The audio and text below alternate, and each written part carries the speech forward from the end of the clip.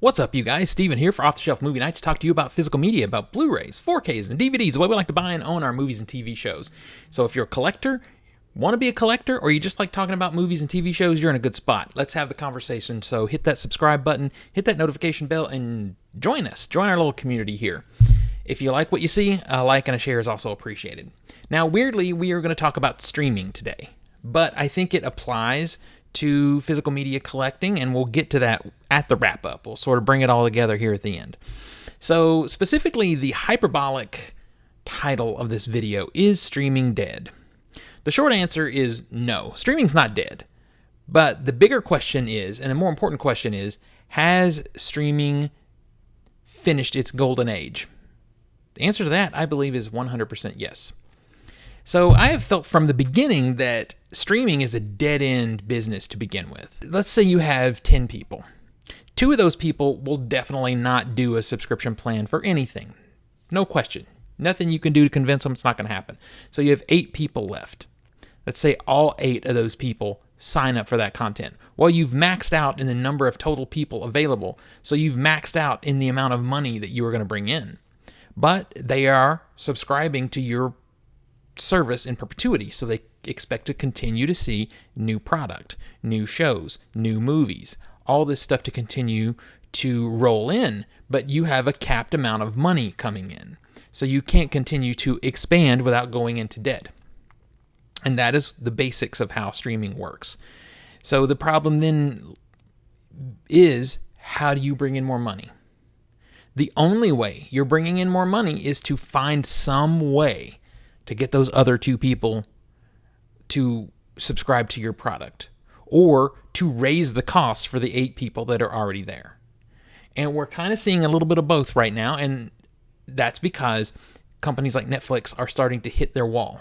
They've passed that beautiful time when they were just blowing up in subscribers, and now everything is leveling off or dropping. I think Netflix and others are seeing a drop in subscribers because FOMO is not a thing anymore. The fear of missing out used to be a thing. You would have shows like Stranger Things that everyone had to see, and if you weren't watching it, then you were missing out. Or Handmaid's Tale over on Hulu.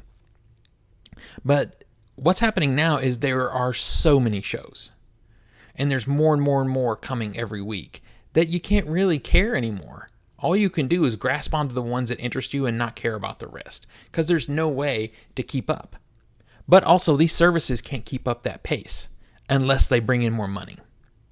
So everything I'm going to talk about is available in Media Play News or on Blu-ray.com. Those are my favorite places to go for media-related information, especially, skewed toward the physical media collector.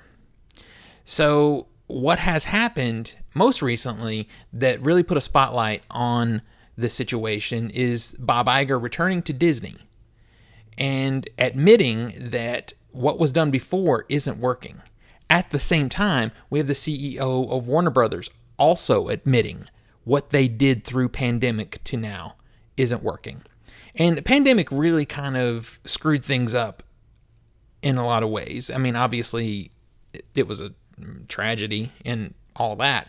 But when I'm talking about how it impacted media, there was a huge influx of subscribers because no one was going to the movies. Fewer and fewer people were buying physical media, so subscribers were shooting way up. And it led to this feeding frenzy. Stock prices shot through the roof because all of this new money was coming in. But that couldn't last, and that's the problem we have now, is investors became accustomed to the growth that they were seeing through pandemic. Well, we're back to the movies. People are back out in the world. People aren't watching as much content as they were.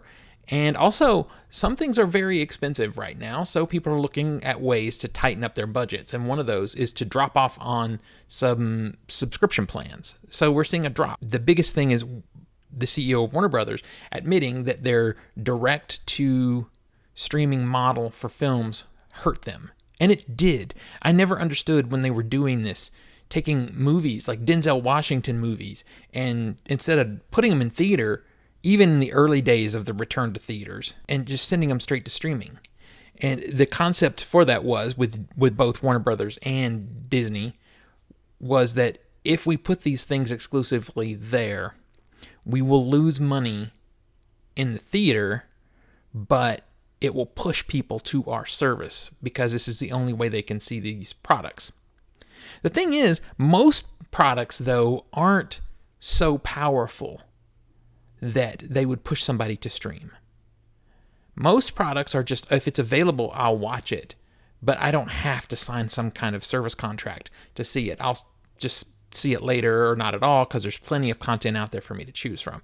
And they learn that the hard way. You have companies like Universal, for example, in particular, that made good money off continuing to push movies to theaters, and Disney and Warner Brothers saw that. And now they're backpedaling. Warner Brothers, as I said, has decided to do away with that streaming exclusive. I think the 45-day window for theaters is still going to be a thing, because what they also have learned is that things can exist on multiple platforms without really poaching money from those platforms. I just saw, as I record this, The Whale in theater a couple of days ago. It's out on physical media, and I believe it's out on VOD also, but it's still making money enough in the theaters to take up a screen. And that proves what Bob Iger said in his release as he became, his press release as he became leader of Disney again. And the long and short of his, well, the short and short of his press release is that they will return to releasing products on all platforms. There's no reason to leave money on the table. For us physical media collectors, that's a really great thing, because Disney had been cutting way back on physical media releases to try and push people to their streaming service. So they have learned that they can put something out on a Blu-ray, and someone who buys Blu-rays will buy it and possibly still watch it on the streaming service.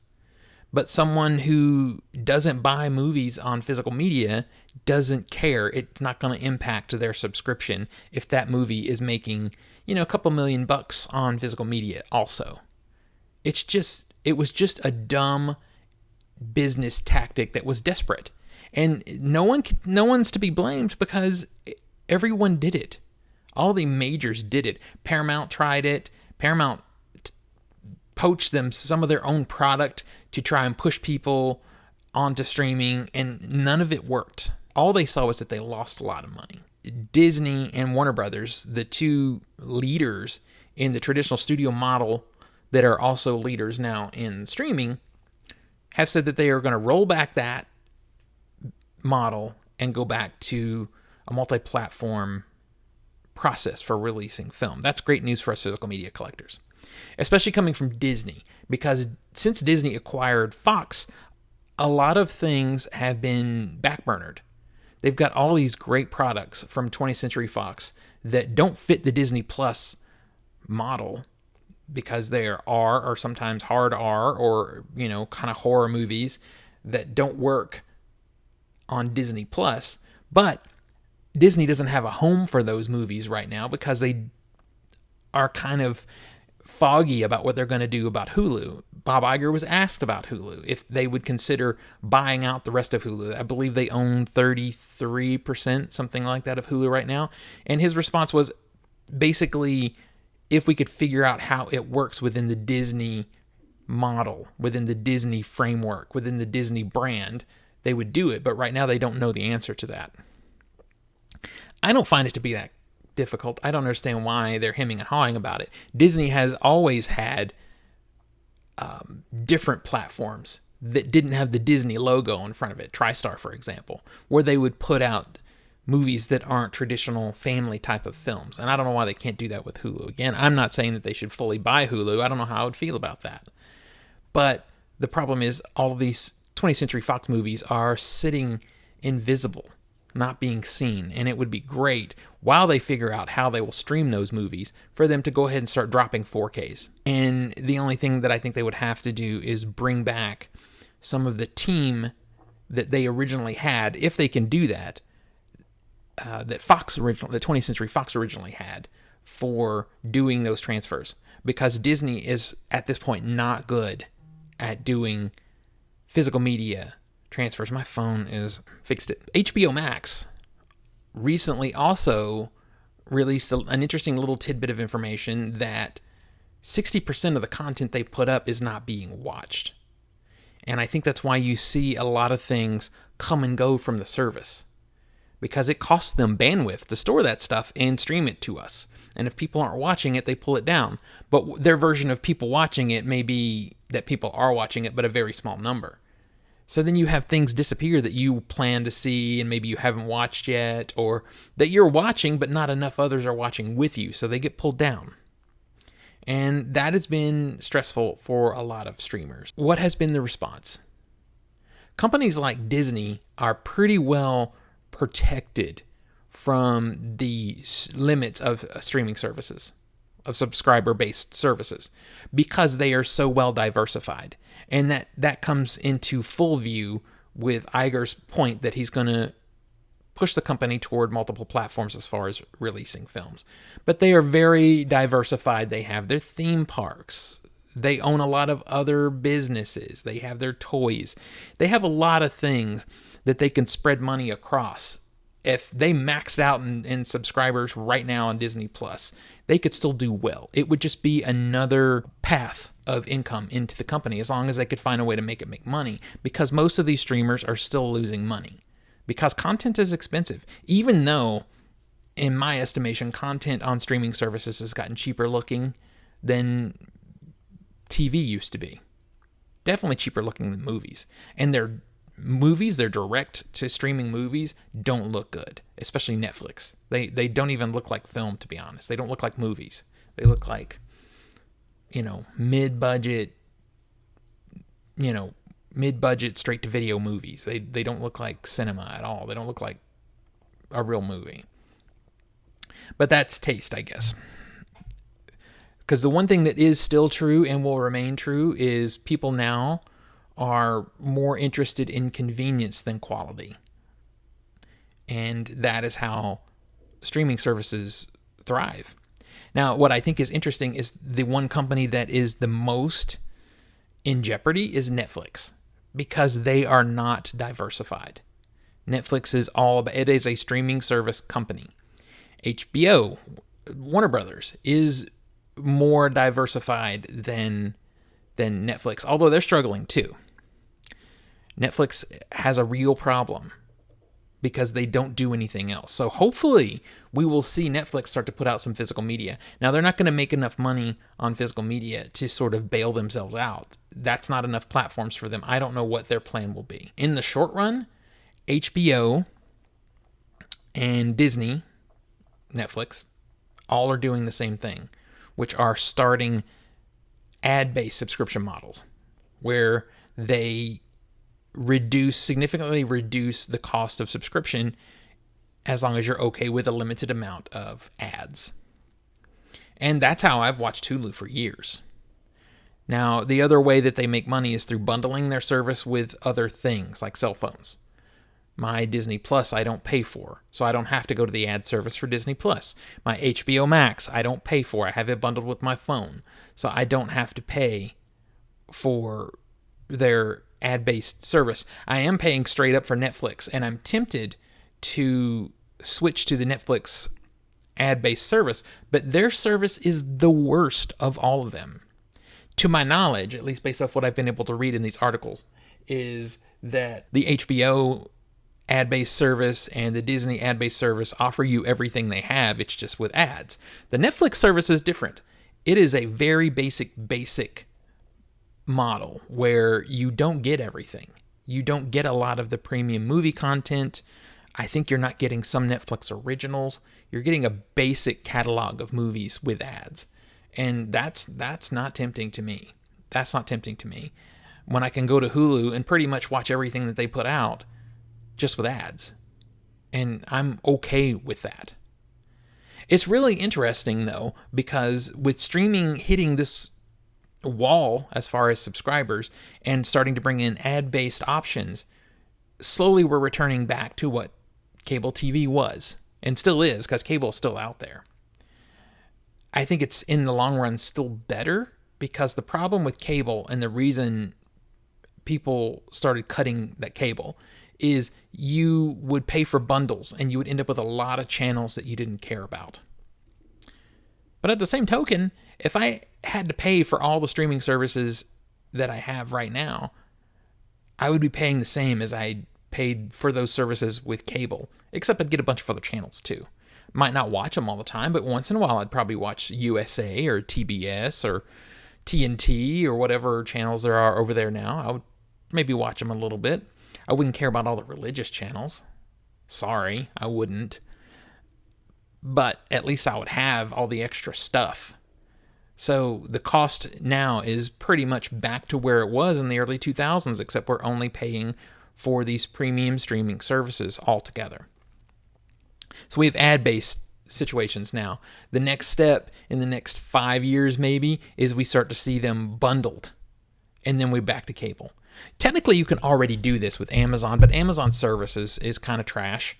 You can subscribe to Amazon Prime and then buy channels that you can access within the Amazon Prime app, but that app is not good. I wouldn't even open the Amazon Prime Video app if it weren't for a few things that I wanted to see. At this point, as of recording this, I'm watching Daisy Jones and the Six. So that's not working. But someone like that is going to start to do that. And then 100% we're going to be back to cable. The next thing with the ad-based services is you're going to have companies come along, offer these streamers a lot of money for ad space, but these companies are not going to want to be associated with too much gore or too much nudity. They don't want to have their brand beside those things. And suddenly, guess what we're going to have? Edited programming. We already do that. Disney has been run through the grinder a few times over re-editing and retouching and cutting things. It's going to get worse because these companies that are paying for advertising don't want their brand beside that stuff. And you're fully back to what basic cable was. Literally what comes around goes around. I never would have anticipated that it would happen this quick. But it's happening, and it's because they need to grow. When you get to be a business the size of these streaming services, it's grow or die. And you can't keep adding on subscribers. You're going to run out of people at some point. So Paramount has said that they feel comfortable in just raising their price, which is so weird to me because they're already merging with Showtime because they don't have enough subscribers, and neither does Showtime. I think that's going to be a pretty good move for both of those companies. Showtime does get some good stuff. Peacock is in a similar situation, but I think Peacock is going to go fully into the same model that Hulu had, and that's okay because I'm not subscribing to Peacock. They do have a few things I would watch, but I'm not paying for another service. If they have a free ad-based service or one that's just a few dollars, maybe I would do that. So tell me what you guys think. How does this impact us as physical media collectors? Does this get you excited? I'm not one that wants to see businesses fail or businesses struggle, but when you try to crush something that means something to me, like physical media, I'm going to laugh at you when you see that you've made a mistake. Because it's still a multi-million-dollar, I think still $1 billion business, physical media. It's not for everybody. I do think, however, if you are a streaming fan, you should still own a small collection of things that really mean something to you. Because these movies that aren't owned, let's say a movie that's streaming over on Netflix that Netflix doesn't own, it'll jump ship and go to another provider at some point, either because of licensing or because that provider started their own streaming service. Things are moving and getting removed from services all the time. So I really think every person should have a small collection of movies that matter to them. You don't have to collect 3,000 movies like me, but I think it's if media matters to you at all, you should have a small collection. So anyway, the only thing that I'm happy about, like I said, I don't like to see anybody struggle, but I don't have any love for these big corporations. I think Disney has been very destructive to physical media. I think Netflix has been really destructive to physical media. And to movie theaters, to be honest. And that's two things that I really love. So I'm happy to see them suffer a little bit and get kicked in the crotch and start to realize that we're here. We spend money. So I hope that means we're going to get something like Barbarian, which I don't know why that's not on physical media yet.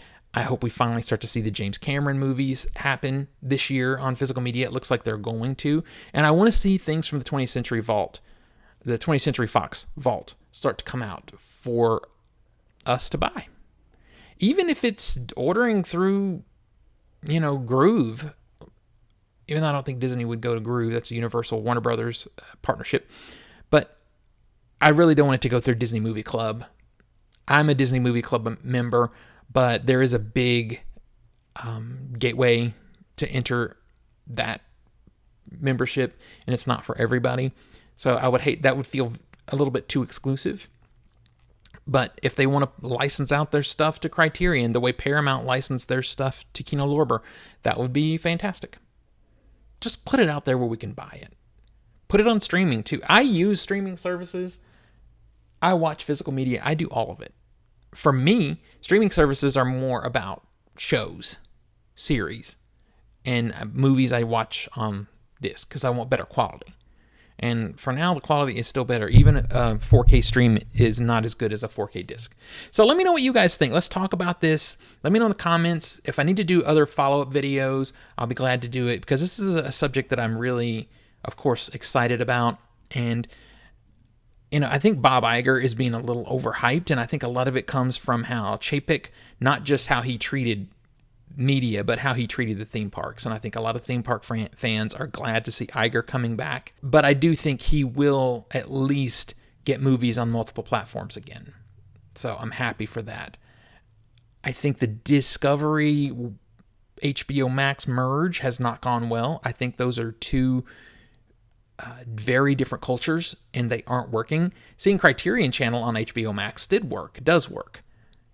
But, flipping through like some classic Warner Brothers and Criterion movies only to see Fixer Upper there, it doesn't make a lot of sense. I think something needs to be done there. But let me know what you think in the comments. Let's talk about this, and let's go buy some more physical media. Till next we meet, pull something cool off the shelf, share with your friends and family, and remind them why physical media is the best way to watch films and TV at home. I'll see you guys on the next one.